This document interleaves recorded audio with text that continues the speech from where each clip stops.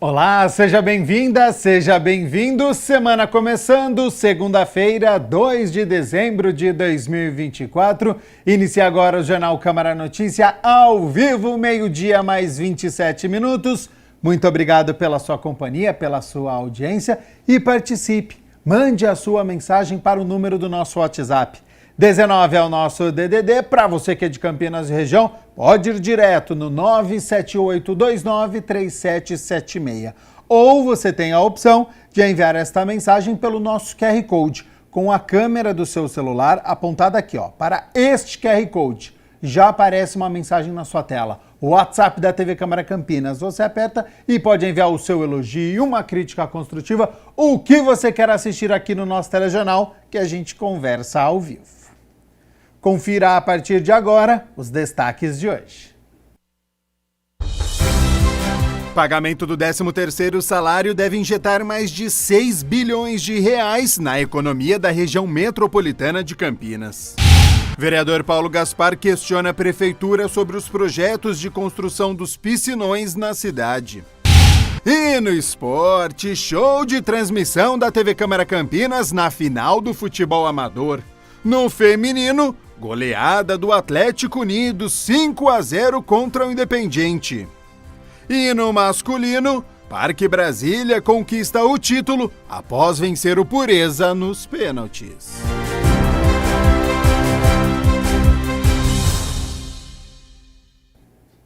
E a gente abre a edição de hoje com as notícias da metrópole e com boas expectativas para a economia, porque o pagamento do 13º salário deve injetar mais de 6 bilhões de reais na economia da região metropolitana de Campinas.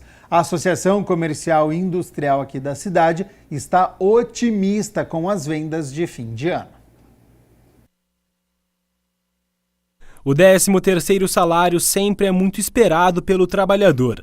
Tem gente que já sabe o que vai fazer com o dinheiro extra, que nesse ano o valor médio é estimado em R$ 3.096,78. Já sei, já me programei certinho esse ano. Vai fazer o quê?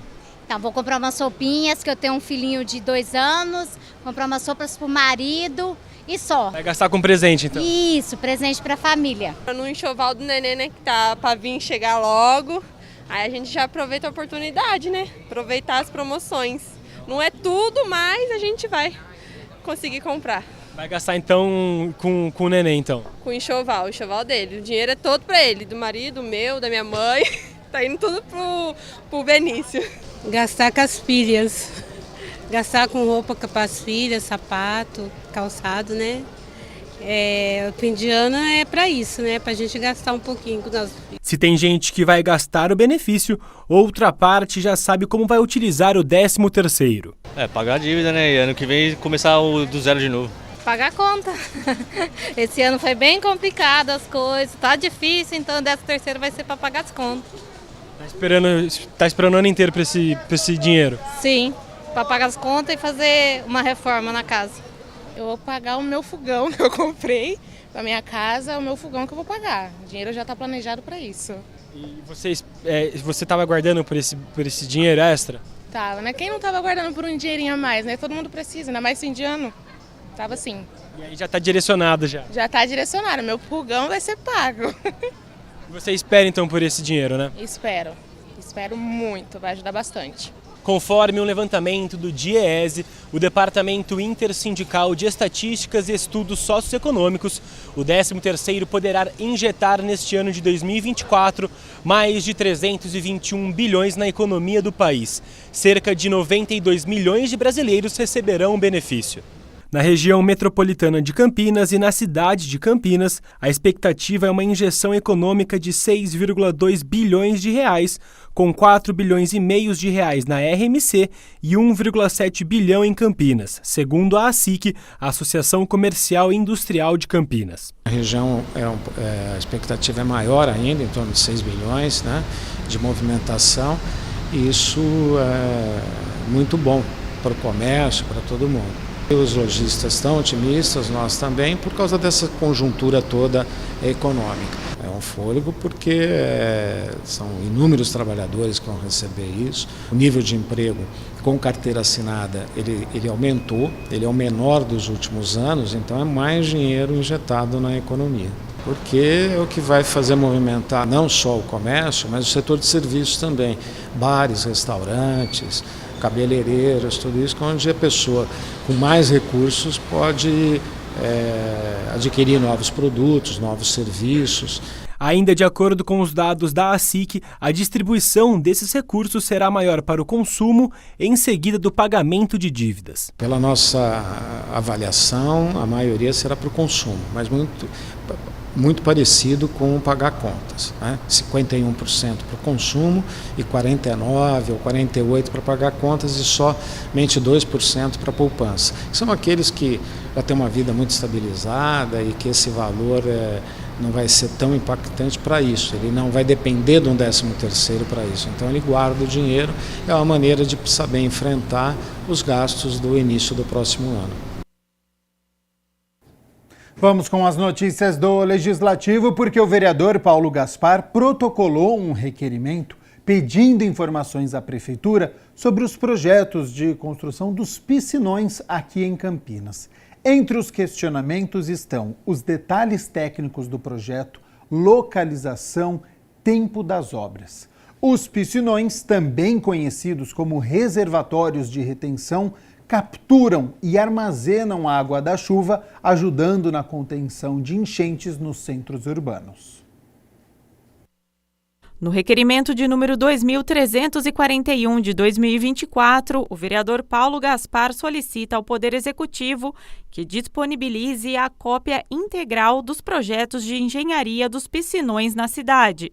O parlamentar, que é formado em arquitetura e urbanismo, quer saber todos os detalhes técnicos e quais medidas que serão adotadas para a realização das obras. A gente teve notícia que está começando as obras dos piscinões. A gente quer saber a localização e o modo como vai ser construído cada um deles. Cada região, cada praça específica vai ter um método construtivo, drenagem. Alguns talvez vai ter que ter retirada de árvores para fazer uma laje, depois repor vegetação. A gente quer saber a logística de tudo isso. Até por ser a minha área, né, eu gostaria de entender a técnica que vai ser utilizada para cada um dos piscinões. Isso vai interferir na efetividade de cada um deles. Um exemplo de piscinão é o que fica no entroncamento da Avenida José de Souza Campos, a norte-sul, com a Avenida Orozimbo Maia. O local, uma área de 90 mil metros quadrados, é onde desembocam os córregos que correm por essas duas vias. Os piscinões são estruturas artificiais construídas para armazenar temporariamente um grande volume de água da chuva. Uma das principais funções é melhorar a resiliência urbana contra eventos climáticos extremos. O vereador ainda questiona no documento qual o tempo previsto para a execução dos serviços. Prazo, custo, previsão, porque a gente sabe que não vai resolver 100% do problema, mas aqui na região da Norte-Sul e do Orozimbo Maia, que é onde está iniciando, a gente espera que seja mais efetivo. A edição do Cine Câmara de novembro priorizou duas personalidades de Campinas que marcaram gerações e fizeram história na cidade. Jolomar Brito, autodidata, historiador, radialista e escritor. E Bernardo Caro, um artista plástico influente que utilizava diversas técnicas nas produções e, principalmente, conseguia agregar pessoas em torno dos processos produtivos. Quantos personagens marcaram a história da cidade de Campinas e os anos fizeram com que suas memórias permanecessem vivas apenas entre os estudiosos e familiares? Tiago Faria, servidor público da casa e curador do Cine Câmara de novembro, escolheu homenagear duas personalidades disruptivas para os seus tempos através da exibição dos curtas produzidos por cineastas da região de Campinas. Julia Brito, a voz de Campinas, e Caro Bernardo falam de um comunicador e historiador autodidata e de um artista plástico e professor nato. O Jolomar foi tema da minha dissertação em História, quando eu estudava, né, na Unicamp.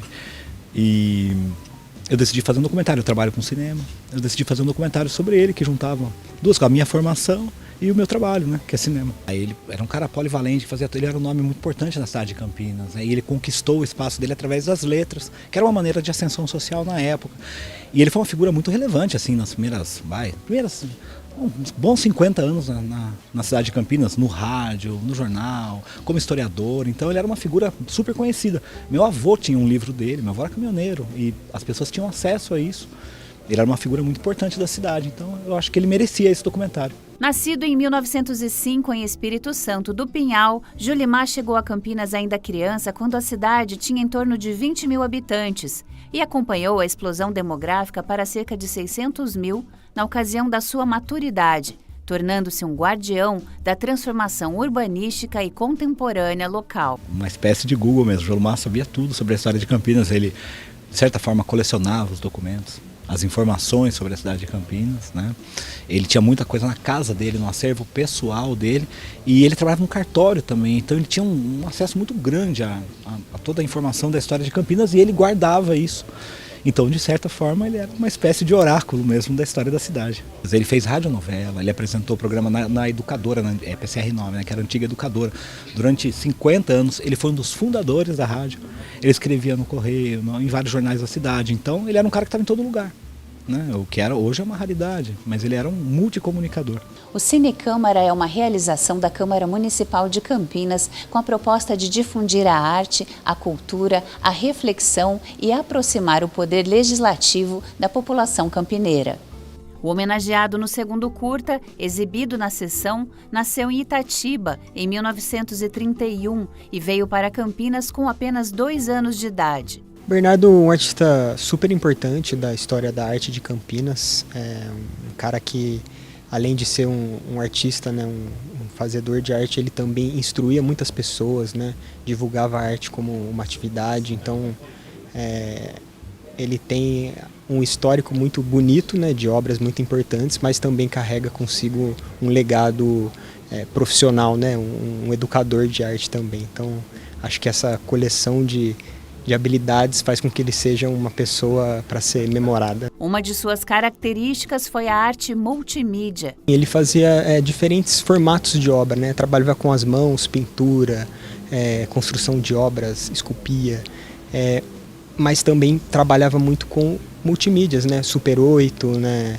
Arquivos fotográficos, então ele trabalha com diferentes formas de se fazer arte. Caro Bernardo mostra o caráter agregador de pessoas do artista. Inclusive o filme é construído em cima disso, assim, né? A gente faz uma releitura de uma das obras dele, convidando pessoas que tinham participado desse processo nos anos 70 e pessoas que estudavam arte enquanto a gente estava fazendo o filme. Então foi uma junção de diferentes gerações, assim, para refazer uma das obras dele, né? Então a gente trouxe essa característica do Bernardo para dentro do filme, que é esse processo coletivo de se criar. O filme está disponível na plataforma Vimeo, é só acessar lá, procurar por Caro Bernardo na busca que encontra para assistir.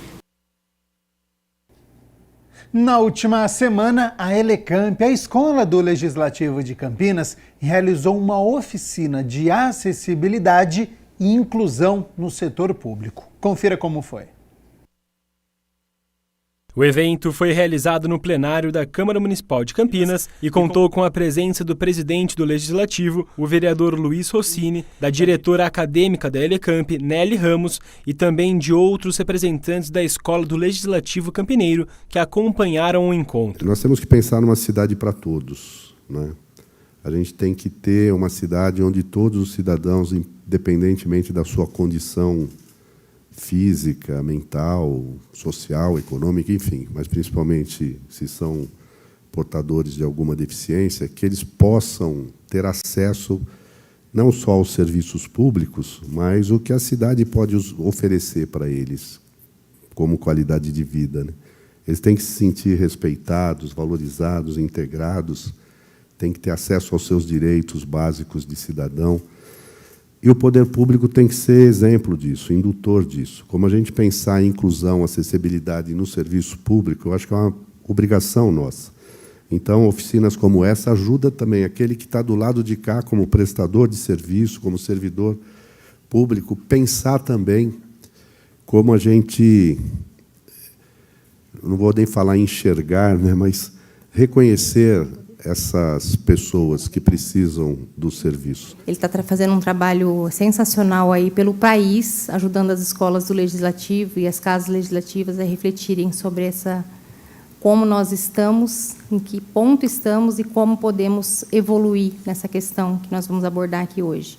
Então, acredito que vai ser uma oficina, uma manhã bastante produtiva e acredito que vai nos trazer aí ideias para tornar a nossa casa cada vez mais acessível. A oficina de acessibilidade e inclusão no setor público foi conduzida por Jadson Nunes, palestrante, que é intérprete e especialista em Libras, a língua brasileira de sinais, e também consultor em acessibilidade. A oficina tem o objetivo de possibilitar a compreensão de conceitos fundamentais de acessibilidade e inclusão no contexto do setor público, bem como desenvolver habilidades para a implementação de políticas públicas. É só para a gente sentir como é que um surdo, quando chega num lugar, não tem intérprete. É horrível a gente não ter acesso à comunicação, a gente não saber o que está acontecendo. Hoje é um conteúdo importante, todo mundo saiu de sua casa cedo, veio para cá para a gente aprender, chega aqui e vai aprender o quê? Nada, porque a informação não chegou. Então, olha só a importância de se colocar no lugar do outro. O conteúdo passado na oficina incluiu legislação sobre acessibilidade e inclusão, conhecendo diversas deficiências, aspectos práticos da mobilidade reduzida, tecnologia assistiva e símbolos da acessibilidade, comunicação inclusiva, o surdo, a surdez, sua cultura e sua língua e estrutura sintática da Libras, a língua brasileira de sinais. Agora uma pergunta. Vocês já ouviram falar em autodescrição? Esse é um conceito importantíssimo. Então, vamos começar. Primeiro, sou um homem, na faixa etária aparente de 30 anos, pele clara, estatura mediana, uma pessoa gorda, de olhos e cabelos castanhos, estou trajando uma camisa cinza, um terno preto, com o PIN da Bel e o PIN de 10 anos da Telecamp. Uso barba, cabelo curto, tenho um brinco de cruz na orelha direita. Olha só, simples, não demorei 20 segundos e já estamos fazendo 2 questões de acessibilidade. Primeiro, me autodescrever, falar quem sou eu, como estou trajado para que pessoas com deficiência visual tenham acesso a essas informações. Hoje é segunda-feira, portanto é dia de reunião ordinária de número 73. A partir das 6 horas da tarde, os vereadores vão se reunir para discutir e votar 26 projetos. Entre eles está em análise final o projeto de lei de autoria do Poder Executivo que concede jornada especial de trabalho aos servidores públicos da administração direta do município de Campinas que tenham como dependentes pessoa com deficiência. De acordo com a justificativa, jornadas de 40 horas, por exemplo, passarão a ter 33 horas e 20 minutos. A ideia é possibilitar que estes servidores tenham um pouco mais de tempo para se dedicar a estas pessoas que precisam de uma atenção maior. Para conferir todos os projetos que serão discutidos e votados, é só entrar no site da Câmara no campinas.sp.leg.br.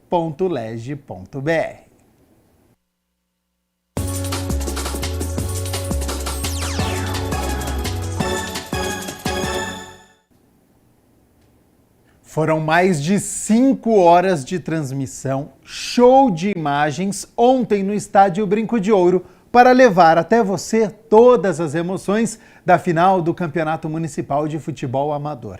Primeiro, as mulheres entraram em campo e o Atlético Unidos do São Marcos confirmou o favoritismo e levou o troféu da competição na final contra o Independiente do Campo Belo. O Atlético Unidos venceu o Independiente de 5-0 na manhã deste domingo no Estádio Brinco de Ouro, conquistando a Taça de Campeões da 3ª edição do Campeonato Municipal de Futebol Amador Feminino de Campinas 2024. No primeiro tempo, logo aos 12 minutos, Gi aproveitou uma cobrança de escanteio para cabecear a bola que veio pelo alto, abrindo o placar para o Atlético. No segundo tempo, a atacante Aline marcou 2 gols. Aos 19 minutos, Ana Avelar aproveitou o momento de distração do Independiente e lançou o 4º gol com uma bela finalização. Mas foi nos acréscimos da cobrança de pênalti que Maiara Pissetti fez o 5º gol da equipe do técnico Paulo José, encerrando a disputa com o time invicto. O pós-campeonato do ano passado foi bem difícil, a gente teve que se reerguer porque esperávamos, sabemos que tinha que trabalhar para conseguir, mas não veio. Mantivemos, né, o planejamento, trouxemos novas atletas, continuamos trabalhando. Vai além do futebol, não é? A conectividade que a gente tem, a conexão que a gente tem é incrível, então nada melhor que fechar o ano tendo o melhor ataque da competição, não é? Foram 51 gols.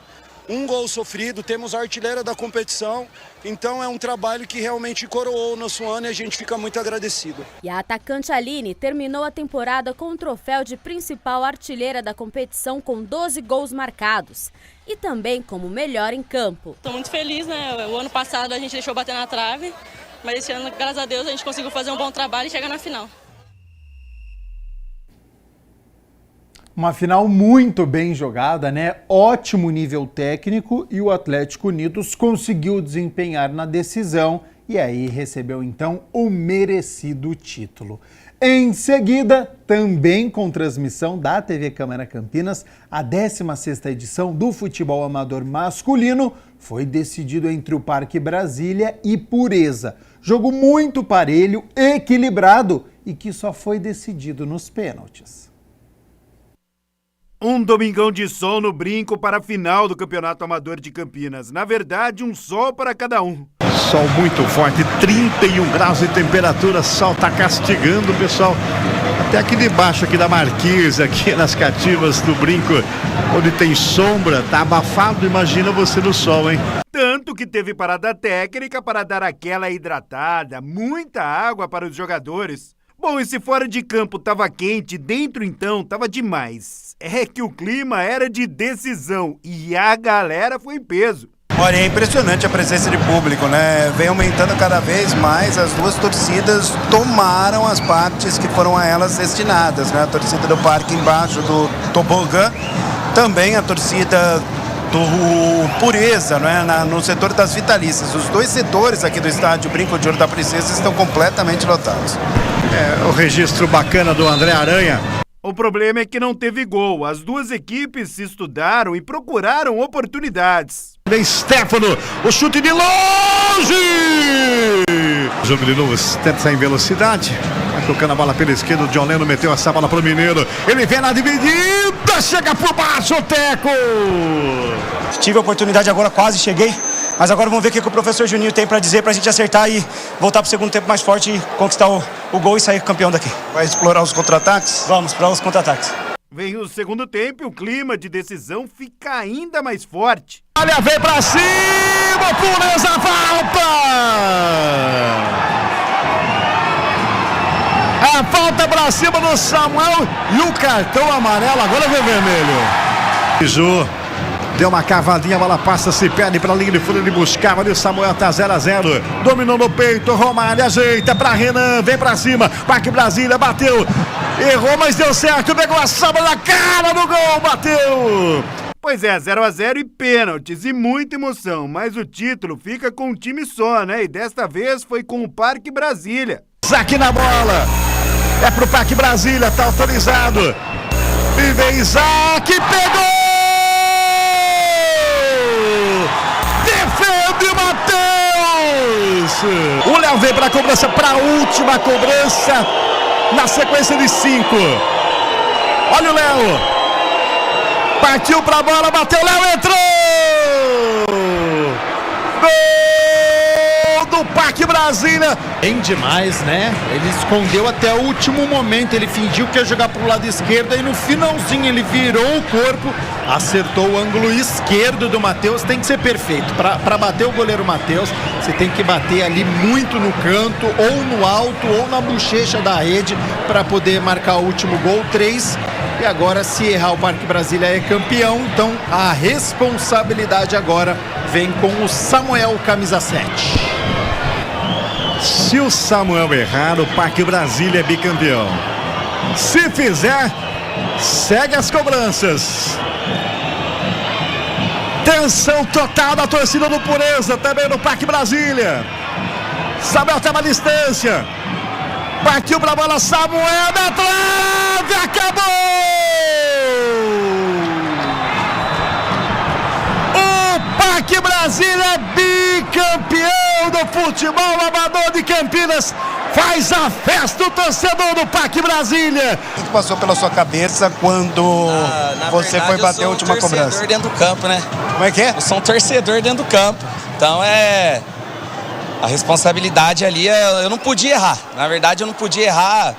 Se eu errar, eu ia sentir mais que todo mundo. Então, concentrado e fazer acontecer o negócio ali. Vamos lá, o presidente da Câmara, o vereador Luiz Rossini, já está por aqui para fazer a entrega do troféu de melhor em campo. Eu vou deixar o presidente anunciar porque foi voto do senhor também, né, presidente? Bem, primeiro, parabéns para o Parque Brasília, uma campanha excelente, uma final emocionante. E esse cara foi um monstro hoje na zaga, mostrando que não é só atacante que ganha jogo, não. Segurou tudo lá atrás, ajudou muito a equipe, parabéns.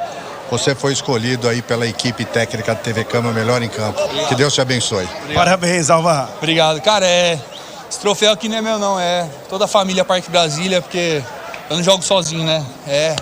Família Parque Brasília, esse troféu aqui é pra eles e pra aquela torcida maravilhosa lá que fizeram festa dos 90 minutos. Futebol, né? Futebol é aquilo, né? Mas tivemos as oportunidades melhores, tivemos mais volume de jogo, não matamos no tempo normal. Pênalti é aquilo, né? Faltou um pouquinho mais de seriedade, mas faz parte. Mas e parabenizar eles também, que tiveram o mérito deles. Mas eu vi uma imagem aqui, ele ajoelhado. Qual o tamanho dessa emoção, Juninho? É um time de 55 anos de história.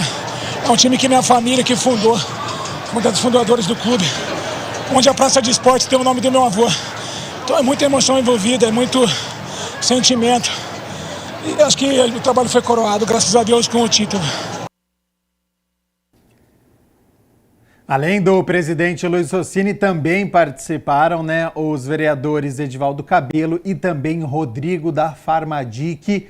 Show de imagens, você viu aí 5 horas de transmissão, começando com o feminino, passando pelo masculino. Então, parabéns também ao Parque Brasília, bicampeão. Pureza também chegou na final, tinha feito uma campanha irretocável até aqui. As duas equipes, chegaram invictas até a decisão e aí naquele detalhe, ficou no empate no tempo normal e aí na cobrança de pênaltis teve mais competência o Parque Brasília.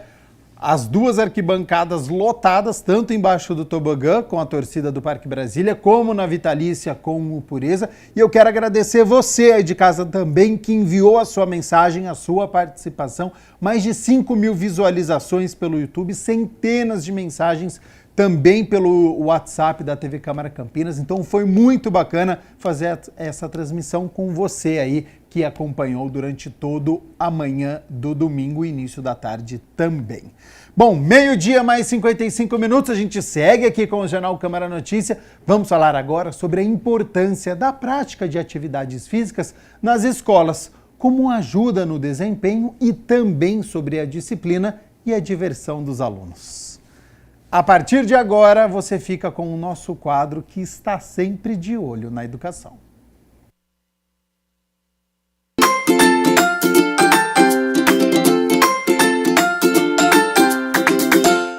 Bom, é isso aí, pessoal, de olho na educação. E olha só, hoje um assunto super importante, porque nós vamos falar sobre prática esportiva, como as aulas de educação física podem ser importantes, como também as práticas esportivas podem ajudar, inclusive dentro de aula. Estou aqui com a Fernanda Pierosi, que é justamente professora de Educação Física. Antes de mais nada, muito obrigado por atender a gente. Tudo bem, Fernanda? Tudo bem, André. Muito obrigada por ter me convidado para esse quadro tão legal de vocês. Bom, valeu, muito obrigado. Para falar sobre Educação Física, porque, olha, eu vou confessar uma coisa para você já de prima, viu, Fernanda?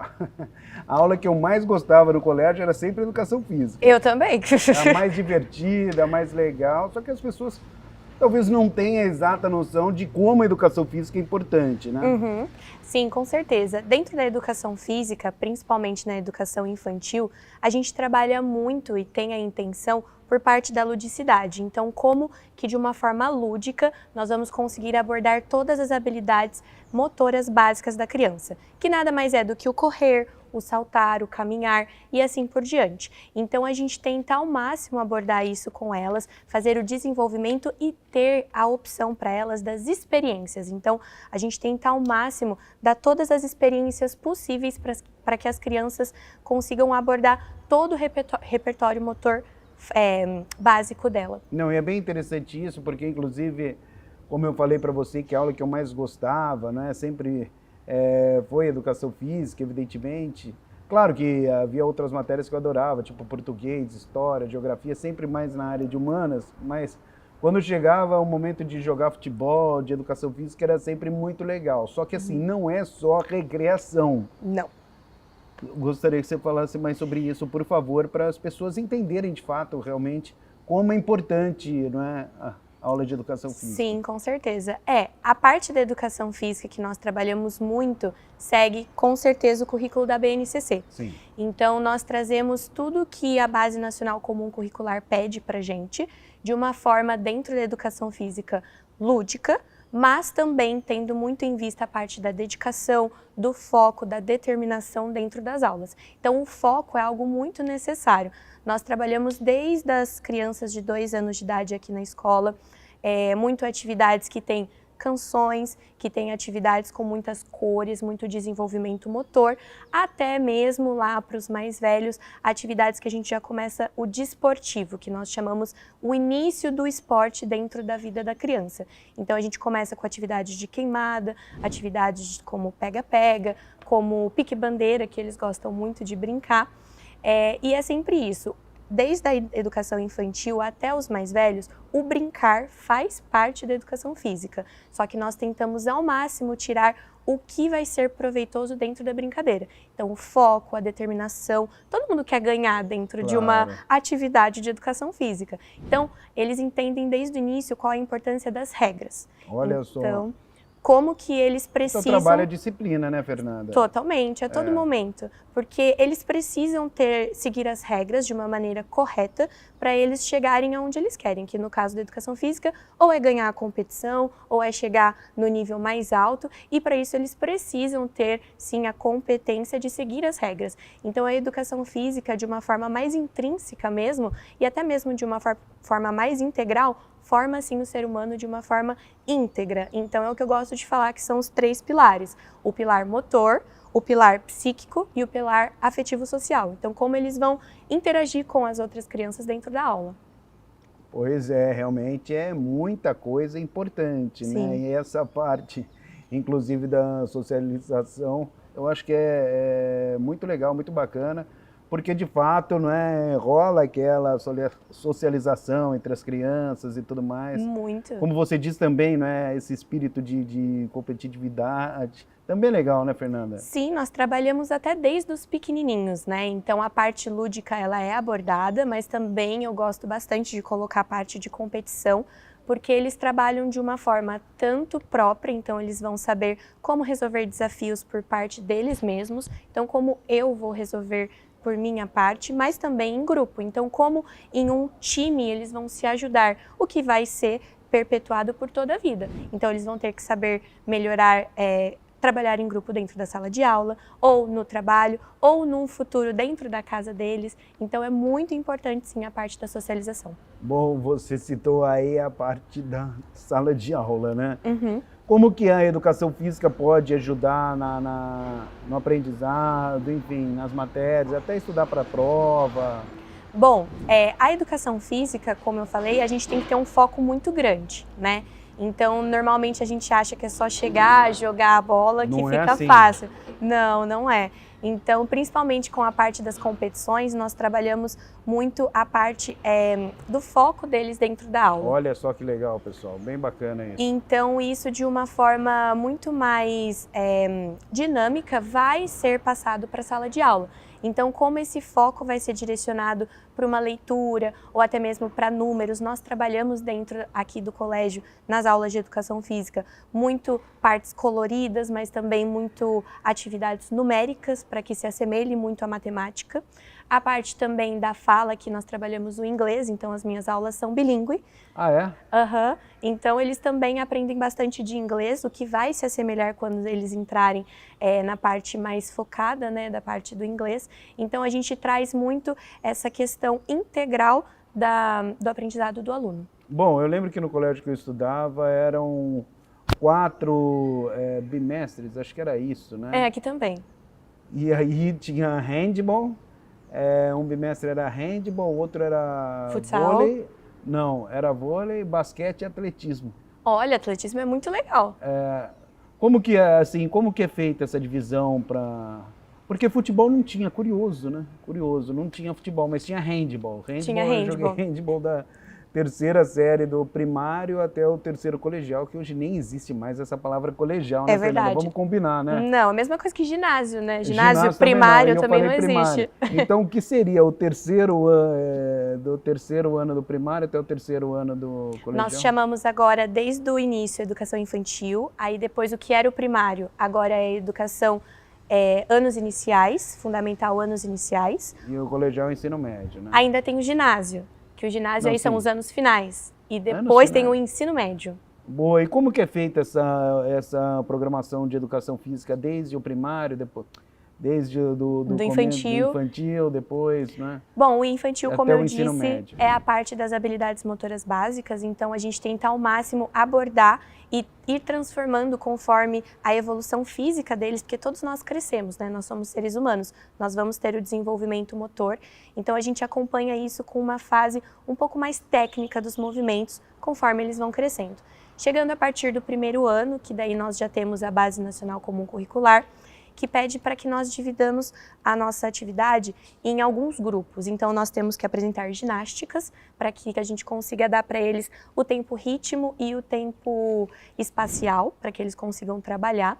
Nós também trabalhamos atividades em que a gente começa a inserir esse desporto que eu falei para você, que nada mais é do que o futsal, o basquete, o handball, só que de uma forma mais lúdica. Então, muito mais uma brincadeira do handball. O que eu gosto de falar para eles que eles adoram é queimada handball, ou queimada basquete, queimada vôlei. Então a gente começa a inserir. Rola ainda? Queimada rola muito, eles amam. Fernanda. Não, eles amam, é o que eles mais gostam de fazer. Não brinca, jura? Sim, então a gente começa a inserir aos poucos para que eles consigam ter o repertório motor maior possível. Tirando a queimada, qual é o esporte preferido aí da criançada ou dos adolescentes? Enfim. Olha, eles gostam muito de pique-bandeira.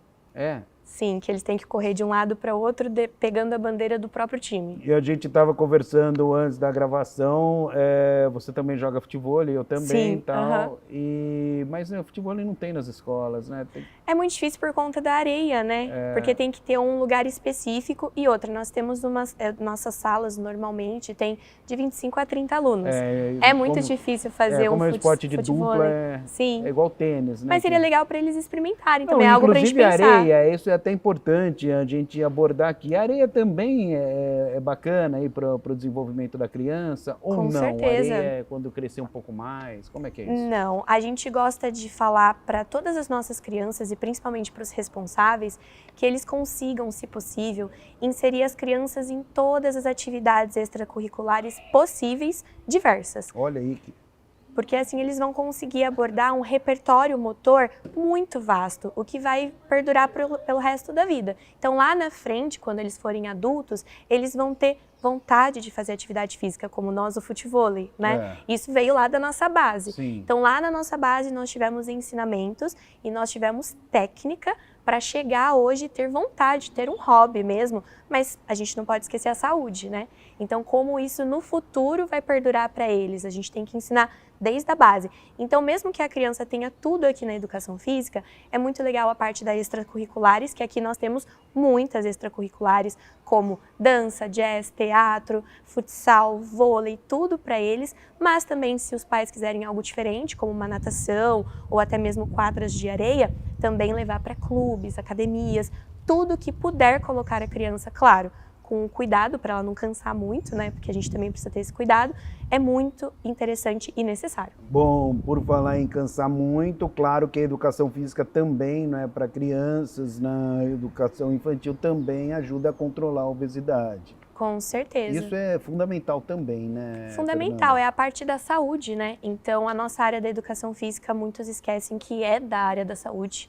Então, nós trazemos para eles toda essa parte de interatividade, mas também pensando em como que isso vai se perdurar no futuro. Então, como que eles vão querer ter um gasto calórico, que eles não vão pensar agora nisso, mas lá na frente é muito certeza. Importante. Não, eu pensava que eu era super magrinha, era um dos que mais corria, agora...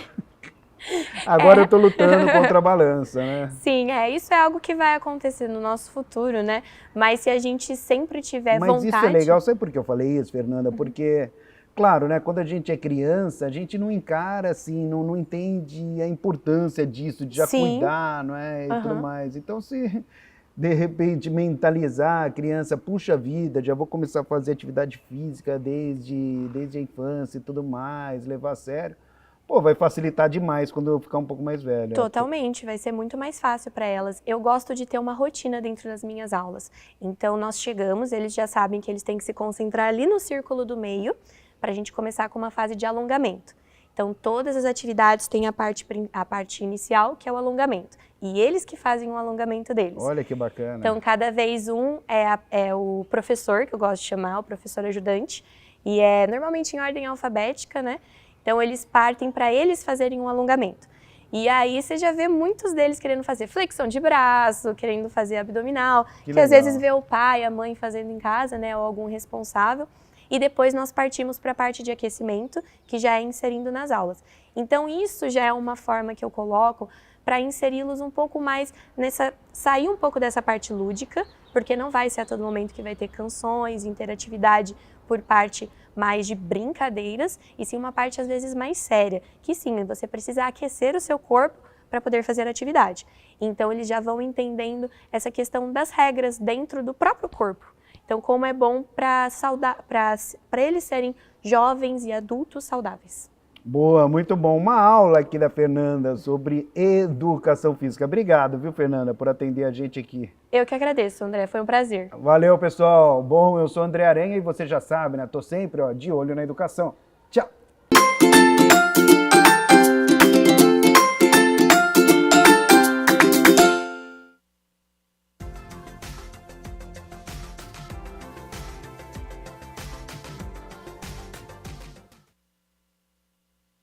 Frente fria já chegou aqui na cidade de Campinas. Com isso, nebulosidade tomou conta e já chove em muitos bairros aqui da nossa cidade.